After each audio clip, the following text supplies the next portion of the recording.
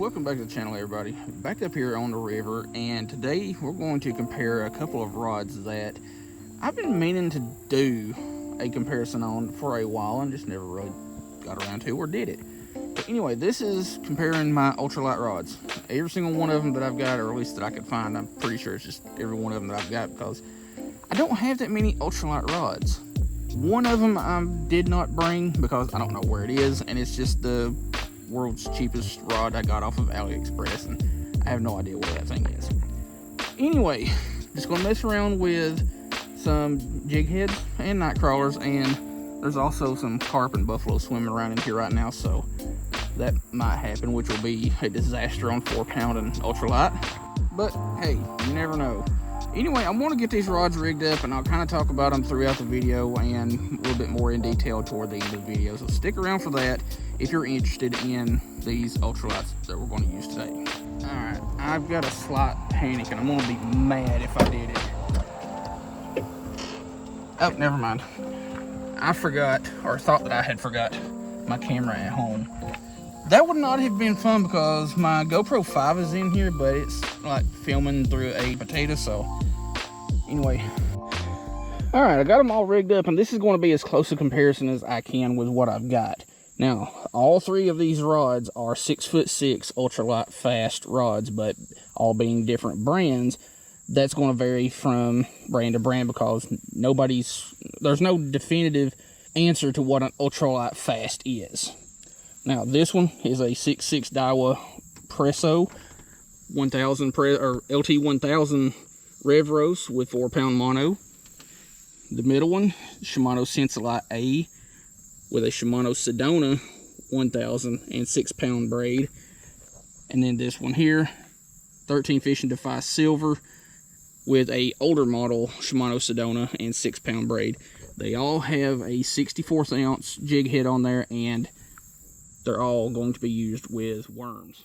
So let's get to fishing. All right, this water is super clear, and I'm down here a lot earlier than I have been, and I can already tell there's a bunch of teeny tiny little bluegill and such right here in front of me. Plus, over yon way, the carp and buffalo, which they're playing it smart and staying in the shade.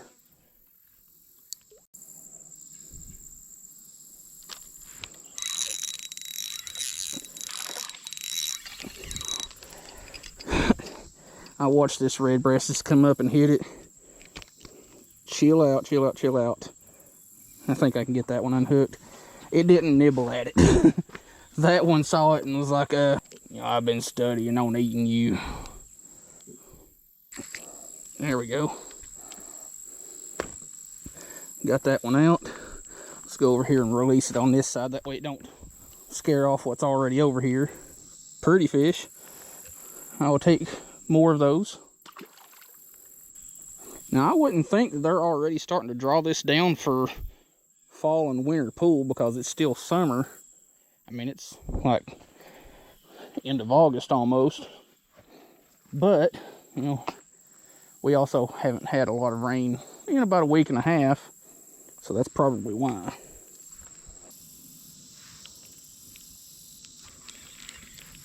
Well, that one just kind of snuck up and got it. Little bitty thing. Now, the size of the fish that we catch today is obviously going to be very, inconsistent because you can't pick which ones you want to catch. Just whatever comes along, comes along. So, I think it'll be a pretty fair little comparison.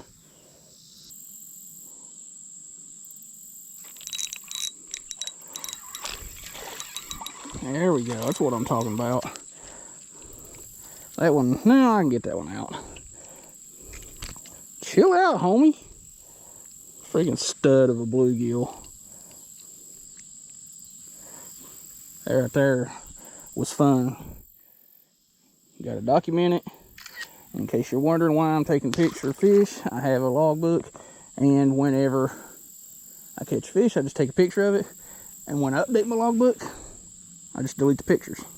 That way I don't have 2,000 pictures of fish sitting on my phone. I want to give each rod several fish and go from there. Now, to make this a little bit more fair, I probably should have spooled each rod or each reel with the same braid and pound test, but I didn't, and I also didn't have another spool of 6-pound braid that I could use on the one rod with mono, so anyway, it's whatever. They're close enough.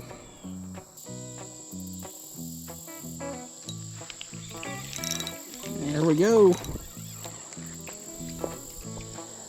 I was slightly concerned that that one could have possibly been a buffalo, because one had literally just swam right over where that one bit just seconds before it actually got hooked up.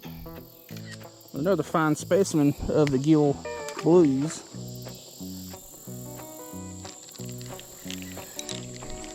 Oh, didn't mean to bash you against a rockfish. Another little gill. And I'll screenshot one of my other ones to get you back. Yeah, that one jumped off or out of the water and landed on dry rock.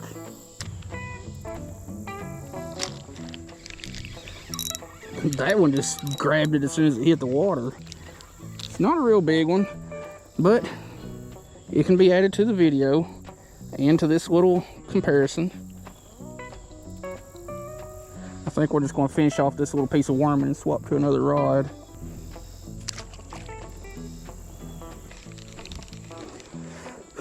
Well, it looks like we swapped, or we're swapping to another rod sooner, because that one lasted until the cast rush, so we're going to swap to another rod once we finish that off. So, which one should we do next? I believe it'll be the Shimano Ultralight A. Fish. This one feels pretty dang good.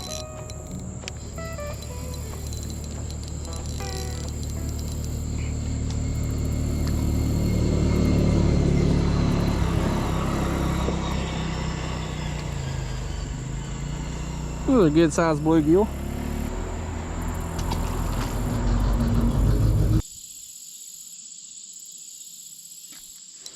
There we go. I need to keep this drag kind of tight so that I can try to keep them from getting around all these stinking vines and stuff. No, you can't have my worm. But yeah, we've been here for 1 hour now, and the bite's been kind of slow, to be honest with you.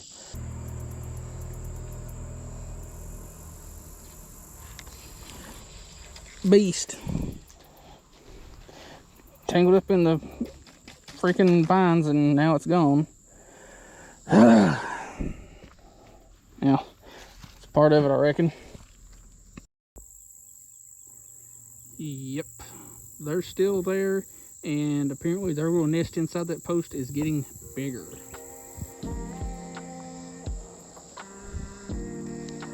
Oh, that's a fish. I thought I was snagged on a stump or something. What is this?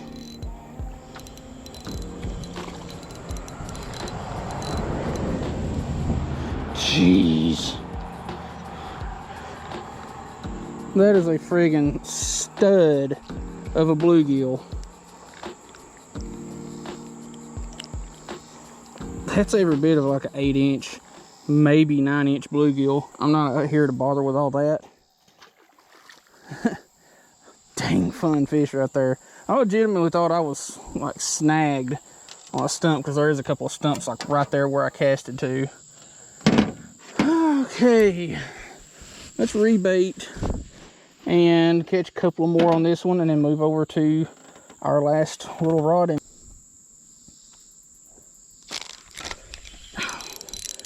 Another one, another good one too. Like, I don't think this one's as big as the last one.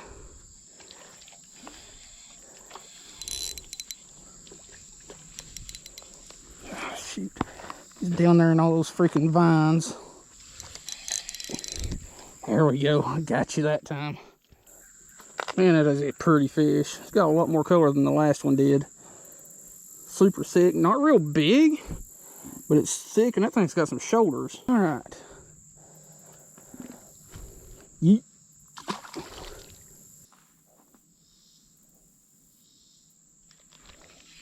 There we go.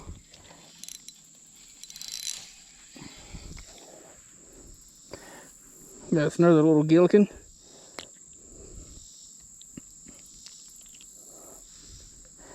It's the picture. Monster. El Monstro. El Gigante. So there's a bunch of panfish just hanging out along this bank right here, but the problem is they're all up underneath all this greenery, not where I can get to them.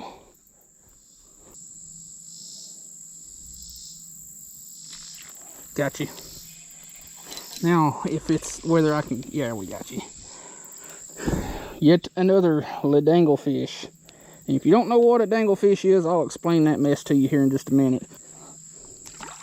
A danglefish is any fish where your line is hanging over a limb, a branch, or, for example, pretend my rod is a branch here. If your line is hanging over a branch or whatever, and a fish comes along and gets it, and you get your fish back, that is a danglefish.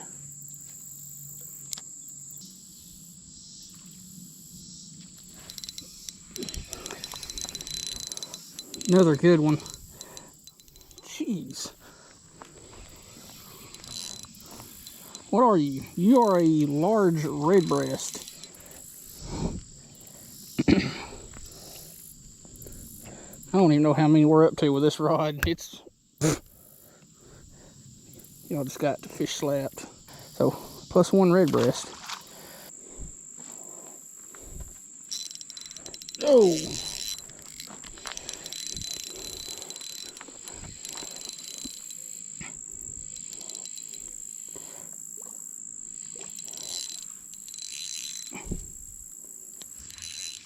Seriously?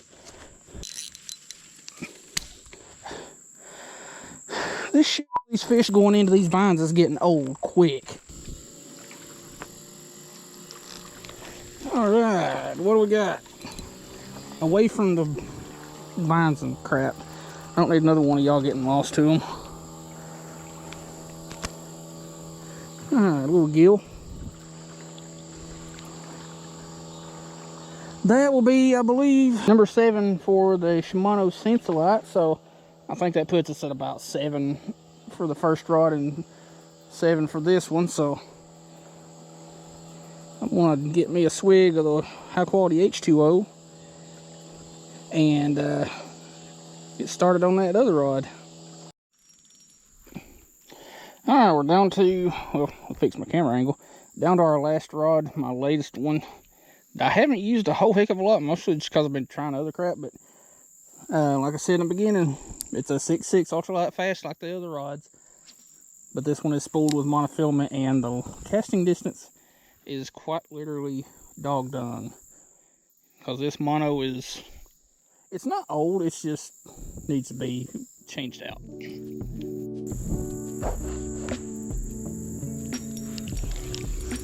Finally something on the Presso.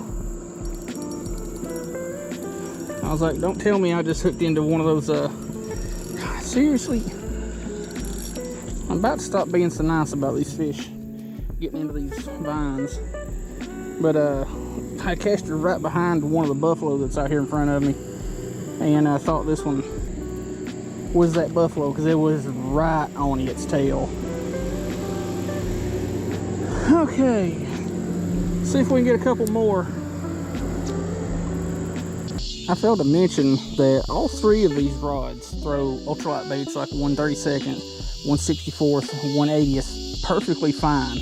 And if I'm being honest, I would have got this rod in a 6-foot version instead of 6.6, because this rod, even though it's a ultralight fast like the other 2, it's a little bit of a noodle. It's a much softer rod than the 13 fishing or the Shimano Ultralight. It is a very comfortable rod, very lightweight, and fun rod to use, especially if you're looking for something that's more of a true ultralight power rod.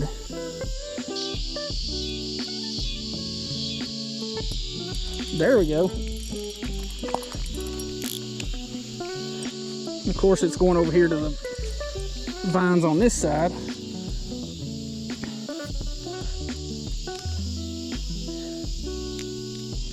Another fun size gill on the ultralight. Now I ain't got my phone with me to get a picture of it, so I'll just screenshot another one, replenish my worm while I'm at it. I actually had Brandon Herrera's new video playing on the YouTubes while I was fishing. Somebody at Call of Duty decided to put his AK-50 in the game without asking. And if you don't know who Brandon Herrera is, he's one of the bigger gun YouTube channels. And he's quite outspoken, which is hilarious and awesome. But if you're wondering what the AK-50 is, he built a AK style or AK platform to shoot 50 BMG. Yeah, that's a large AK.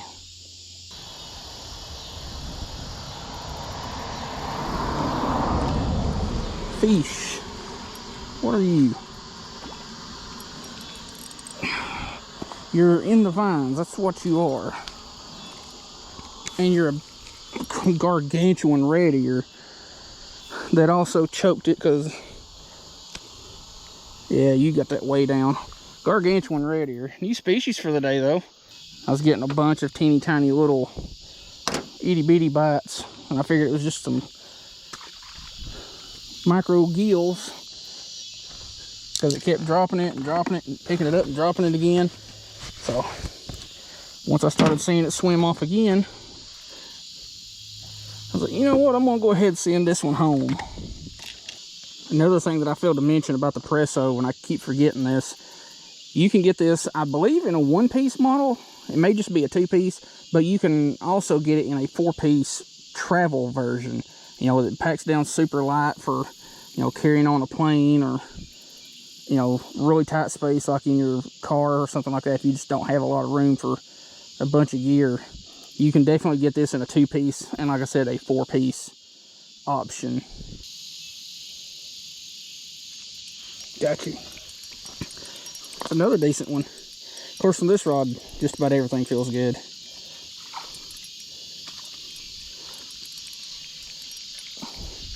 And you look like you got it too far down. Oh, you can stop that flopping around like a mess right now. That is 5 or something like that for this rod.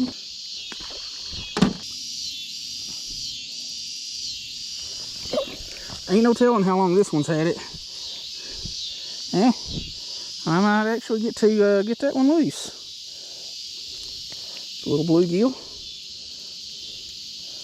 How are you hooked? There we go. I'll just screenshot my other ones.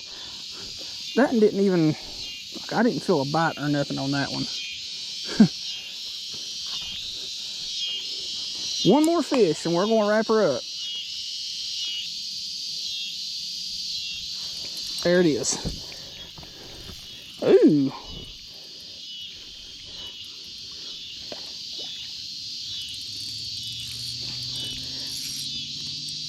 Jeez. Friggin' Mondo red ear sunfish, and that is going to be the last one of the day for the rod little review thingamajigger we're doing here. So I'm going to get all this mess cleaned up.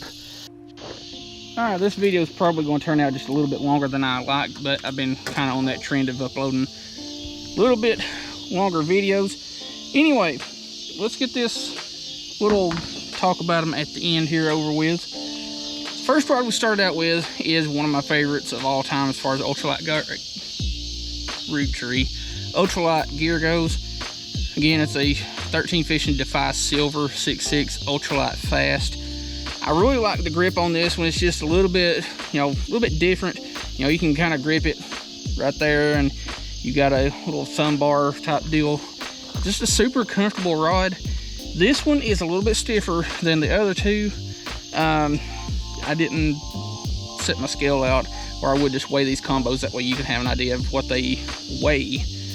But very, very versatile ultralight setup. You know, if you wanted to try to target a little bit bigger fish, you know, if you're into catching bigger trout, or you're in a place where you've got a good chance of catching bigger trout, that's going to be a good rod for you. If you're in a place where you're constantly catching bigger crappie, I'm not talking about, you know, 10, 11, 12-inch crappie, I'm talking 14 plus, that's going to be a better option than these other two, which all three of them will work perfectly fine for any of it. But I'll just put the links in the description so you can go check this stuff out instead of trying to remember to put this stuff on the screen.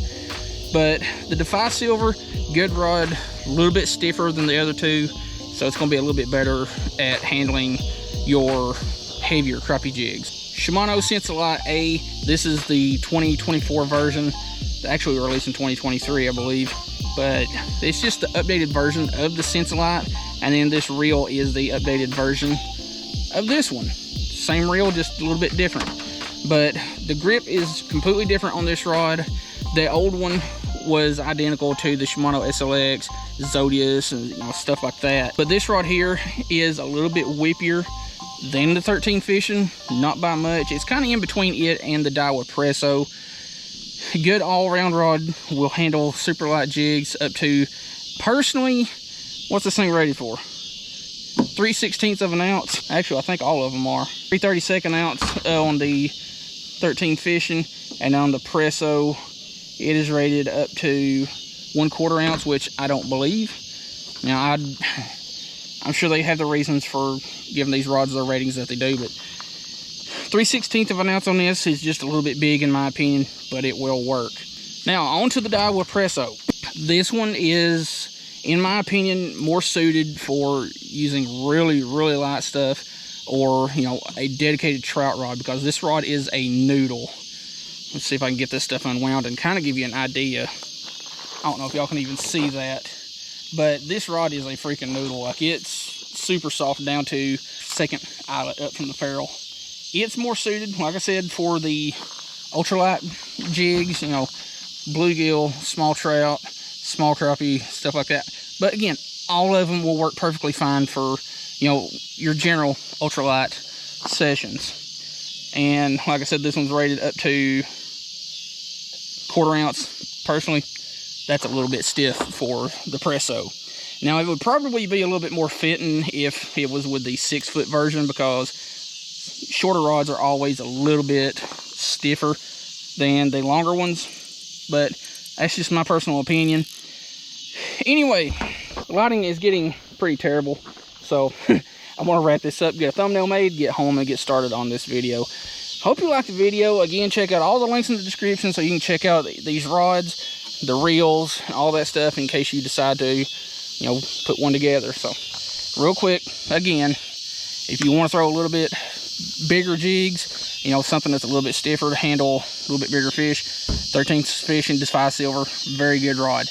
Want one that's kind of in the middle for both ways of doing it, Shimano Sensolite A. If you want one that's really more true to the ultralight power, go with the Daiwa Presso. It is, like I said, much more true to the ultralight power of rods than the other two, but it's all really subjective. So anyway, this outro has gone on far too long, so hope you liked the video. We'll see you in the next one.